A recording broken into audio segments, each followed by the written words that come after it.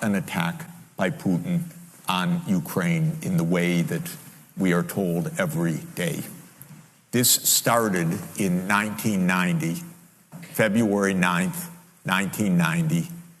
James Baker III, our Secretary of State, said to Mikhail Gorbachev, NATO will not move 1 inch eastward if you agree to German unification, basically ending World War II.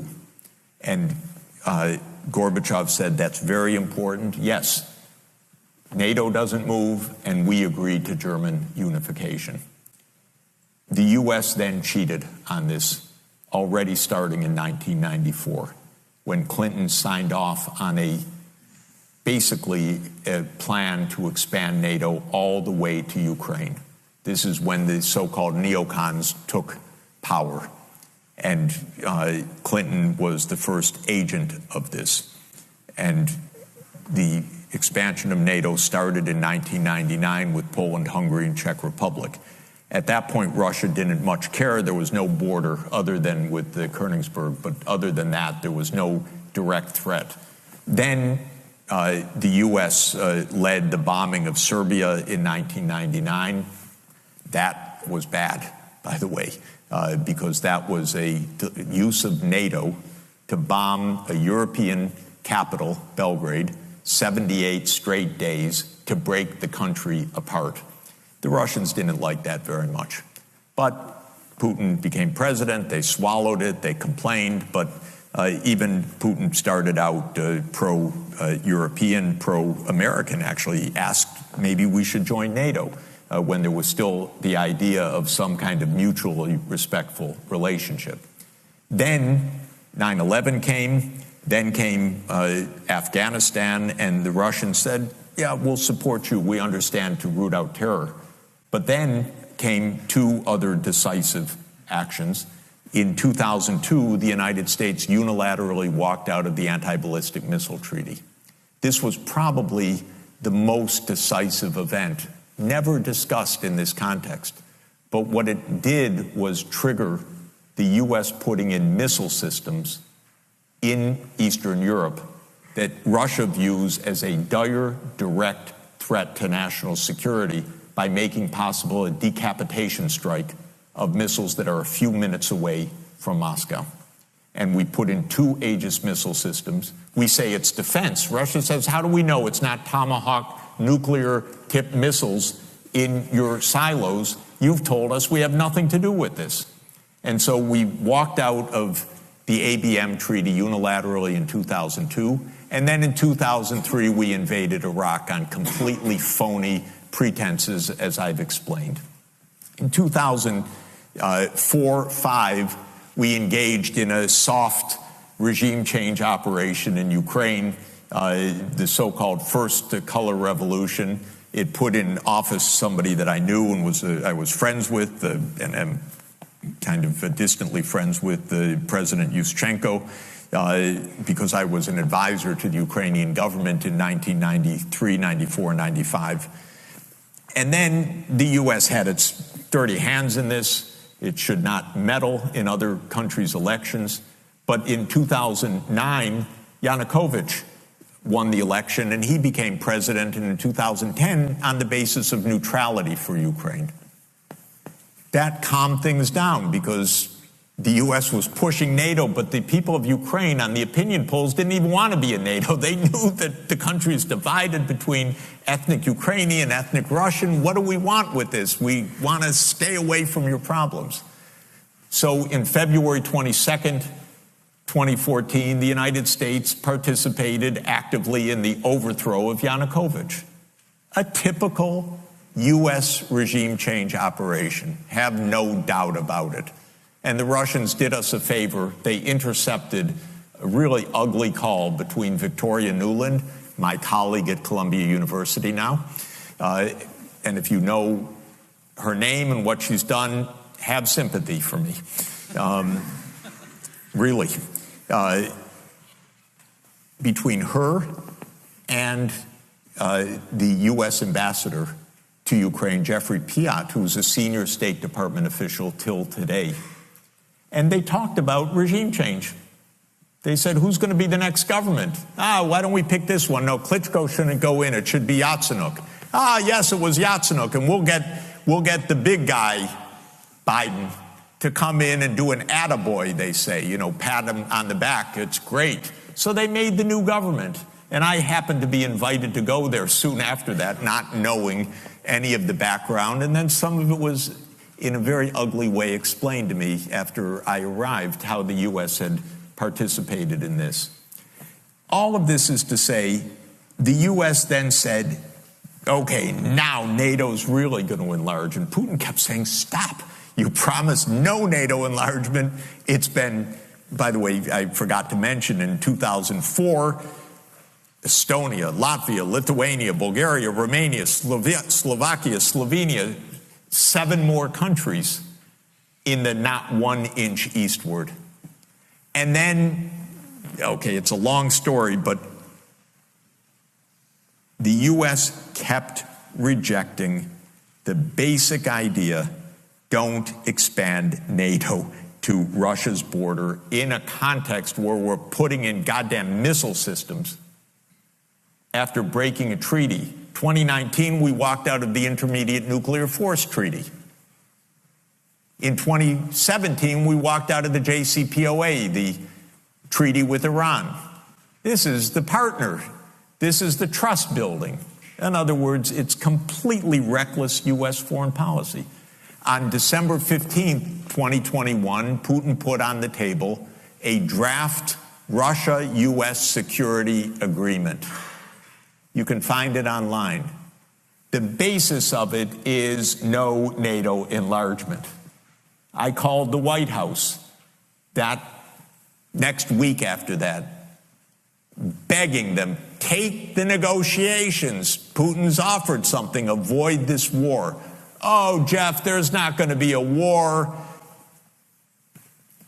Announce that NATO's not going to enlarge. Oh, don't worry, NATO's not going to enlarge. I said, oh, you're going to have a war over something that's not going to happen? Why don't you announce them? And he said, no, our policy is an open door. This is Jake Sullivan. Our policy is an open door policy. Open door for NATO enlargement. That is under the category of bullshit, by the way. You don't have your right to put your military bases anywhere you want and expect peace in this world. You have to have some prudence. There's no such thing as an open door that we're going to be there and we're going to put our missile systems there and that's our right. There's no right to that. We declared in 1823, Europeans don't come to the Western Hemisphere. That's the Monroe Doctrine. The whole Western Hemisphere, after all. Okay, anyway, they turned down the negotiations. Then the special military operation started. And 5 days later, Zelensky says, okay, neutrality. And then the Turks said, we'll mediate this. And I flew to Ankara to discuss it with the Turkish negotiators because I wanted to hear exactly what was going on. So what was going on was they reached an agreement with a few odds and ends. And then the United States and Britain said, no way. You guys fight on. We got your back. We don't have your front. You're all going to die. But we got your back as we kept pushing them into the front lines. That's 600,000 deaths now of Ukrainians since Boris Johnson flew to Kyiv to tell them to be brave. Absolutely ghastly. So when you think about your question, we have to understand we're not dealing with, as we're told every day, with this madman like Hitler coming at us and violating this and violating that, and he's going to take over Europe. This is complete bogus, fake history that is a purely PR narrative of the U.S. government. And it doesn't stand up at all to anyone that knows anything. And if you try to say a word of this, I got completely cut out of the New York Times back in 2022 after writing my whole life columns for them. Oh, I'd send this. Okay. And by the way, online, it's not even space. There's no limit. They could publish 700 words. They would not publish, since then, 700 words for me about what I saw with my own eyes about what this war is about. They won't do it. We're playing games here. So, God forbid a nuclear power comes at us. I don't know what's going to happen. But we came at them. And we should stop going after China and Taiwan. It's not our goddamn business. Taiwan is part of China. The Taiwanese said it in the Republic of China. The People's Republic of China said it. We agreed to it in countless communiques when we made diplomatic relations with China. So what the hell are we doing, sending armaments to Taiwan unilaterally, having our speakers of the House go to Taiwan, inviting a disaster in the future, having publications like you can read now, it's worth looking at. The Navy just issued a plan about 3 weeks ago. It says we have to prepare for war with China by 2027. It doesn't say we'll have a war with China. It says we have to prepare for war with China by 2027. We are not playing a video game. They're playing with your futures. It's completely unbelievable to me. China's not threatening anybody abroad, anybody. And even the South China Sea disputes over these shoals, where China's putting on some armaments, that's because if you read the first page of U.S. military doctrine, it is to create choke points in China's sea lanes. China's not interested in a few rocks. It's interested in not having the U.S. block its sea lanes. That's all. We have to understand the most basic points. Stay out of each other's lane so that we don't end up all dead. It's not so hard. And by the way, if you study another game theory structure, and it's quite interesting for you to do for people who are formal analysts, if you study the hawk-dove game, or the game of chicken, as it's sometimes called, which says, if the other side threatens a nuclear war, don't get into a nuclear war. But if they're being dovish, you threaten to scare the wits out of them. But if both sides collide, then we have nuclear Armageddon. If you study that game formally, and there's a payoff structure for it, and you put, as I suggest, a minus infinity in the quadrant of hawk-hawk, then the equilibrium solution is dove-dove. Okay? The mixed strategy is to put 0 probability on playing hawk, because when you multiply minus infinity times any finite probability, positive probability, you get minus infinity. And so the logic is, don't play chicken with nuclear arms. Don't. And to the CIA director, I say, don't tell me whether Putin's bluffing or not. I read your memo of 2008 about how much Russia is concerned about NATO enlargement to Ukraine. It was leaked by Julian Assange, by the way.